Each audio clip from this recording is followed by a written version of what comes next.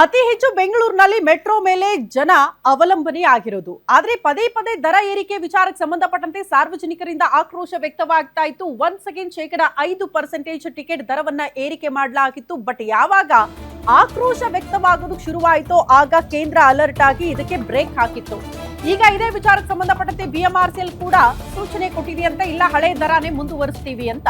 ಜನಾಕ್ರೋಶ, ಜನಪ್ರತಿನಿಧಿಗಳ ಆಕ್ರೋಶಕ್ಕೆ ನಮ್ಮ ಮೆಟ್ರೋ ಮನದಿದೆ.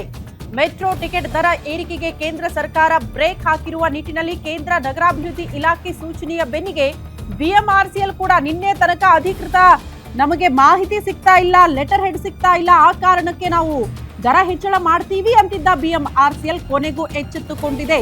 ಇಲ್ಲ ಹಳೆ ದರವನ್ನ ನಾವು ಮುಂದುವರಿಸೋದಕ್ಕೆ ಬದ್ಧ ಅಂತ ಬಿಎಂಆರ್ಸಿಎಲ್ ಹೇಳ್ಕೊಳ್ತಾ ಇದೆ ಅಂತೆ. ಈ ಹಿಂದಿನ ದರವನ್ನೇ ಮುಂದುವರಿಸ್ತೀವಿ ಅಂತ ನಮ್ಮ ಮೆಟ್ರೋ ಸ್ಪಷ್ಟೀಕರಣ ಕೊಟ್ಟಿದೆ. ಇಂದಿನಿಂದ ಜಾರಿ ಆಗಬೇಕಾಗಿದ್ದ ಮೆಟ್ರೋ ಟಿಕೆಟ್ ದರ ಏರಿಕೆಯ ವಿಚಾರ ಈಗ ತಾತ್ಕಾಲಿಕವಾಗಿ ಅದಕ್ಕೆ ಬ್ರೇಕ್ ಬಿದ್ದಿದೆ ಅನ್ನೋದರ ಡೀಟೇಲ್ಸ್ ಸದ್ಯ ಸಿಗ್ತಾ ಇದೆ. 5% ಟಿಕೆಟ್ ದರ ಏರಿಕೆ ಮಾಡಿ ಆದೇಶ ಕೊಟ್ಟಿತ್ತು. ಬಟ್ ಯಾವಾಗ ಜನರ ಆಕ್ರೋಶ ವ್ಯಕ್ತವಾಯಿತೋ ಕೇಂದ್ರ ಸರ್ಕಾರ ಕೂಡ ಅದಕ್ಕೆ ತಾತ್ಕಾಲಿಕವಾಗಿ ಬ್ರೇಕ್ ಹಾಕಿತ್ತು. ಹಾಗಾಗಿ ಬಿಎಂಆರ್ಸಿಎಲ್ ನಿನ್ನೆ ತನಕ ಕೂಡ ಯಾವುದೇ ಕ್ಲಾರಿಟಿಯನ್ನ ಪ್ರಯಾಣಿಕರಿಗೆ ಕೊಟ್ಟಿರಲಿಲ್ಲ.